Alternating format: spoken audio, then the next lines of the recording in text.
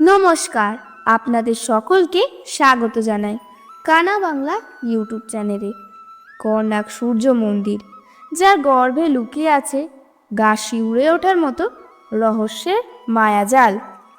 পুরী থেকে ৩৫ কিলোমিটার এবং ভুবনেশ্বর থেকে ৬৫ কিলোমিটার দূরে অবস্থিত এই মন্দিরটি আজও সমস্ত বিশ্ববাসীর নিকট এক বিষয়। এই মন্দিরের নানা আশ্চর্যজনক কাহিনী আজও প্রচলিত রয়েছে মানুষের মুখে। শোনা যায় এই মন্দিরের চূড়ায় স্থাপন করা ছিল ৫২ টন ওজনের একটি বিশাল চম্বুক, কিন্তু সেই চম্বুক আজ আর দেখা যায় না। কেন কেন এই মন্দিরে কোনো দেবতার বিগ্রহ দেখতে পাওয়া যায় না? কেনই বা এখানে কোনো দেবতার পূজা করা হয় না? এই মন্দিরে রাত্রিবেলা ভ্রমণ বা রাত্রি যাপন করা সম্ভব নয় কেন? ইত্যাদি প্রশ্নের উত্তর খুঁজতে গিয়ে বেরিয়ে এসেছে স্বয়ং সূর্যদেব, ভগবান শ্রীকৃষ্ণের পুত্র শাম্ব, রাজা প্রথম নরসিংহদেব এবং ধর্মদাস নামক এক ১২ বছরের বালকের নাম। তাহলে চলুন দর্শক, আমরাও জেনে নিই এ মন্দিরের ইতিহাস, ঐতিহ্য ও রহস্যে ঘেরা পৌরাণিক ইতিহাস। তবে শুরু করার আগে আপনাদের কাছে অনুরোধ, সনাতন ধর্মের ইতিহাস, ঐতিহ্য ও শাস্ত্রভিত্তিক এরকম কন্টেন্ট নির্মাণে আমাদেরকে উৎসাহিত করার জন্য ভিডিওতে একটি লাইক দিয়ে কমেন্টে একবার শ্রী সূর্যনারায়ণের নাম লিখে যাবেন। ইতিহাস বলছে, কর্ণাকের সূর্য মন্দিরটি নির্মিত হয়েছিল ১২৫৫ খ্রিস্টাব্দে। পূর্ববঙ্গ রাজবংশের রাজা প্রথম নরসিংহদেব বাংলা জয়ের স্মারকরূপে চন্দ্রভাঙা নদীর তীরে প্রাচীন মিত্রবনে এই সূর্য মন্দিরটি প্রতিষ্ঠা করেন। গোটা মন্দিরটি নির্মিত হয়েছে ভগবান শ্রী সূর্যনারায়ণের রথের আকারে। উল্লেখ্য, কোণারক নামটি গঠিত হয়েছে কোণ এবং অর্ক শব্দের সংমিশ্রণে। আপনারা জানেন অর্ক শব্দের অর্থ হচ্ছে সূর্য, আর তাই সূর্যের বিভিন্ন কৌণিক অবস্থানকে নির্দেশ করে এই মন্দিরটি নির্মাণ করা হয়েছে। বিধায় এর নামকরণ করা হয়েছিল কোণারক সূর্য মন্দির। এবং যেহেতু এটিকে সূর্যদেবের রথের আকারে নির্মাণ করা হয়েছে, তাই সূর্যদেবের রথের মতো এ মন্দিরেও রয়েছে ১২ জোড়া চাকা এবং ৭টি ঘোড়া। এই ১২ জোড়া বা ২৪টি চাকা বছরের ২৪টি পক্ষকে নির্দেশ করে। এছাড়াও এর প্রত্যেকটি চাকায় রয়েছে ঘড়ির কাঁটার মতো ৮টি করে দণ্ড। এই ৮টি দণ্ড দিনের এক একটি প্রহর বা মোট অষ্টপ্রহরকে নির্দেশ করে। তাছাড়া এই মন্দিরের ৭টি ঘোড়া সপ্তাহের ৭টি দিনকে নির্দেশ করে। তবে পুরাণ বলছে এই মন্দিরের প্রতিষ্ঠাতা স্বয়ং ভগবান শ্রীকৃষ্ণের পুত্র শাম্ব। একদা নারদের প্ররোচনায় পিতা শ্রীকৃষ্ণ কর্তৃক জরাগ্রস্ত হওয়ার অভিশাপ প্রাপ্ত হন শাম্ব। এরপর সমুদ্র পাড়ে বসে সূর্যদেবের কঠোর তপস্যা করে তার হারানো রূপ ফিরে পেয়েছিলেন শাম্ব। আর কৃতজ্ঞতা স্বরূপ তিনি সমুদ্র তীরে নির্মাণ করেছিলেন এই কোণারক সূর্য মন্দির। পুরাণে বর্ণিত এই কাহিনী অনুসারে ধারণা করা হয় যে শ্রীকৃষ্ণ পুত্র শাম্বের নির্মিত এই কোণারক সূর্য মন্দিরটি সংস্কার বা পুনর্নির্মাণ করেছিলেন রাজা নরসিংহদেব। এখন প্রশ্ন হলো, এত যত্নে নির্মিত মন্দিরের এই বেহাল দশা হলো কিভাবে? প্রথমেই আসা যাক মন্দিরের চূড়ায় প্রতিষ্ঠিত ৫২ টন ওজনের চম্বুকটির কথায়। বলা হয়, কর্ণাটক মন্দিরটির অবস্থান সমুদ্রের পার্শ্ববর্তী এলাকায় হওয়ায় এ মন্দিরের চম্বুকটি সমুদ্রপথে চলাচলকারী জাহাজগুলোর কম্পাসগুলোকে বিকল করে দিত। এর জন্য সমুদ্রপথে চলাচলকারী নাবিকেরা কর্ণাটক মন্দিরের নাম দিয়েছিলেন ব্ল্যাক প্যাগোডা এবং পুরীর জগন্নাথ মন্দিরের নাম দিয়েছিলেন হোয়াইট প্যাগোডা। চুম্বকের প্রভাবে জাহাজের কম্পাস বিকল হয়ে যাওয়ার ফলে সাধারণ নাবিক ও পর্তুগিজ জলদস্যুরা দিগ্ভ্রান্ত হয়ে ভুল পথে চলে যেতেন এবং প্রায়শই দুর্ঘটনায় পতিত হতেন।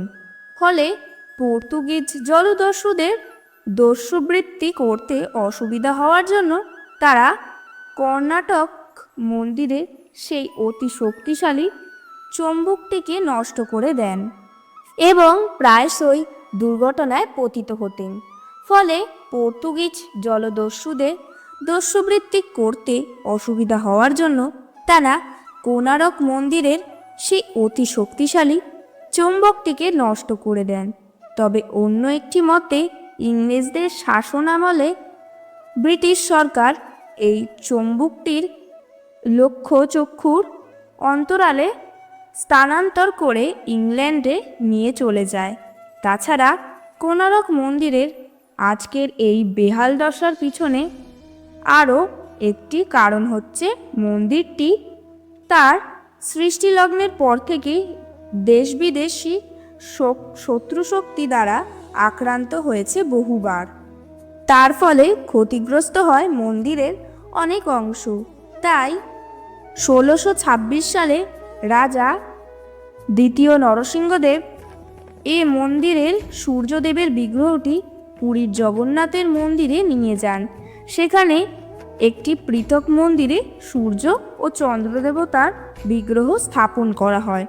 শুধু বিগ্রহই নয়, তিনি কোণারক মন্দির থেকে কারুকার্য করা অনেক পাথরও পুরীর মন্দিরে নিয়ে গিয়েছিলেন।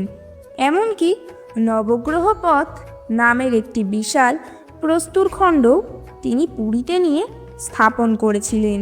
পরবর্তীতে মারাঠা শাসনামলে কোণারক মন্দির থেকে আরও অনেক ভাস্কর্য ও প্রস্তরখণ্ড পুরীতে নিয়ে যাওয়া হয় এবং সর্বশেষ 1779 সালে কোণারক থেকে অরুণকুম্ভ নামে বিশাল একটি স্তম্ভ নিয়ে পুরীর সিংহদ্বারের সামনে স্থাপন করা হয়। এই সময় মারাঠা প্রশাসন কোণারকের নাট মণ্ডপটি অপ্রয়োজনীয় মনে করে ভেঙে ফেলে, আর এভাবেই 18 শতকের আগেই কোণারক মন্দির তার সকল অতীত গৌরব হারিয়ে পরিত্যক্ত অবস্থায় পড়ে থাকে। মন্দিরে অনেক অংশ চাপা পড়ে যায় বালির নিচে, ঘন অরণ্যে ছেয়ে যায় মন্দির চতুর ও এর আশেপাশের এলাকা। ধীরে ধীরে বুনো জন্তুরা বাসা বাঁধে মন্দিরের ভিতরে। তাছাড়া জলদস্যু ও ডাকাতের আস্তানায় পরিণত হয় নয়নাভিরাম কোণারক মন্দির। সে সময় দিনের আলোতেও সাধারণ মানুষ ভয়ে এর ত্রিসীমানায় যেত না। এরপর 300 বছর ধরে বালির স্তূপের নিচে অনাদর ও অবহেলায় পড়ে থাকা এই সূর্য মন্দিরটিকে 1904 সালে উদ্ধার করেন বড়লাট লর্ড কার্জন। তবে ততদিনে কোণারক মন্দির চত্বরের মূল সূর্য মন্দিরটি অবলুপ্ত হয়। আজকে এখানে যে মন্দিরটি দৃশ্যমান সেটা আসলে নাট মন্দির, মূল মন্দির নয়। এবার আসি এই মন্দিরের রাত্রিবেলার ঘটনায়। স্থানীয় উপকথা থেকে জানা যায় এই মন্দির নির্মাণের সময় এক অদ্ভুত শর্ত দিয়েছিলেন রাজা প্রথম নরসিংহদেব। তিনি এই সূর্য মন্দির প্রতিষ্ঠা করার জন্য নিযুক্ত করেছিলেন 1200 জন শ্রমিক। শর্ত ছিল 12 বছরের মধ্যেই এই মন্দিরের নির্মাণ কাজ শেষ করতে হবে এবং এই শ্রমিকের সংখ্যা একজন বেশি বা কম হলে চলবে না এবং 12 বছরে অধিক একদিনেও অতিরিক্ত সময় নেওয়া যাবে না। যদি সেরকম কিছু ঘটে তাহলে রাজদণ্ডে 1200 জন শ্রমিকেরই প্রাণ যাবে। তো এখানে যে 1200 জন শ্রমিক মন্দিরের নির্মাণ কাজ শুরু করেছিলেন তাদের মধ্যে একজন শ্রমিকের স্ত্রী ছিলেন গর্ভবতী। মন্দিরের নির্মাণ কাজ শুরু হওয়ার পর পরই তিনি ধর্মদাস নামক এক পুত্র সন্তানের জনক হয়েছিলেন। কিন্তু ধরাবাঁধা নিয়মের কারণে তিনি তার সন্তানকে দেখতে যেতে পারেননি। এভাবে কেটে গেল প্রায় 12 বছর। ততদিনে সেই পুত্রের বয়স প্রায় 12 এবং মন্দিরের কাজ সম্পূর্ণ হতে বাকি আর মাত্র 7 দিন। এ সময় পিতাকে খুঁজতে খুঁজতে ধর্মদাস পৌঁছে গেলেন কোণারক মন্দিরের চত্বরে। পিতা পুত্রের প্রথমবার মিলনে অশ্রুসিক্ত হলো তাদের নয়ন। তবে পিতার চোখে মুখে পুত্রের সাথে মিলনের আনন্দ ছাপিয়ে যেন ভর করে রয়েছে এক অজানা আতঙ্ক। পিতাকে জিজ্ঞাসা করে ধর্মদাস জানতে পারলেন মন্দিরের নির্মাণ কাজ শেষ হতে আর মাত্র 7 দিন বাকি, কিন্তু গর্ভগৃহের মঙ্গল ঘরটি কোনোভাবেই স্থাপন করা যাচ্ছে না। বালক ধর্মদাস তাই 7-5 না ভেবে সেই মঙ্গল ঘর স্থাপনে অন্যান্য শ্রমিকদের সাহায্য করলেন এবং তাদের সম্মিলিত প্রচেষ্টায় স্থাপিত হলো মঙ্গল ঘটখানি। কিন্তু তৎক্ষণে আরও একটি অমঙ্গল ঘটে গিয়েছিল, আর তা হলো ধর্মদাস সহ মোট শ্রমিকের সংখ্যা দাঁড়িয়েছে 1201 জন। একথা রাজার কানে গেলে সমস্ত শ্রমিকের প্রাণদণ্ড অবধারিত। তাই বালক ধর্মদাস সেই 1200 জন শ্রমিককে বাঁচাতে মন্দিরের চূড়া থেকে ঝাঁপ দিয়ে আত্মহত্যা দিয়েছিলেন। এ ঘটনার পর অপবিত্র হয়ে যায় মন্দিরটি, ফলে এখানে কখনো কোনো পূজা অর্চনা হয়নি। তবে এমনও নাকি নিশুতি রাতে এ মন্দির থেকে ভেসে আসে এক ভয়াল আত্মচিৎকার, ফলে রাত্রিবেলাতে কেউই প্রবেশ করতে চান না কোণারকের এই জাগতিখ্যাত মন্দিরটিতে। ভক্তগণ, এই ভিডিওটি এখানেই শেষ হলো। ভিডিওটি যদি আপনাদের ভালো লেগে থাকে তাহলে অবশ্যই একটা লাইক করুন। আপনি যদি ভগবান শ্রীকৃষ্ণের ভক্ত হন তবে অবশ্যই কমেন্টে জয় শ্রীকৃষ্ণ এবং রাধে রাধে লিখুন এবং সাবস্ক্রাইব করে আমার পাশে থাকুন। দেখা হচ্ছে পরবর্তী ভিডিওতে। নিজের খেয়াল রাখুন। জয় শ্রীকৃষ্ণ, রাধে রাধে।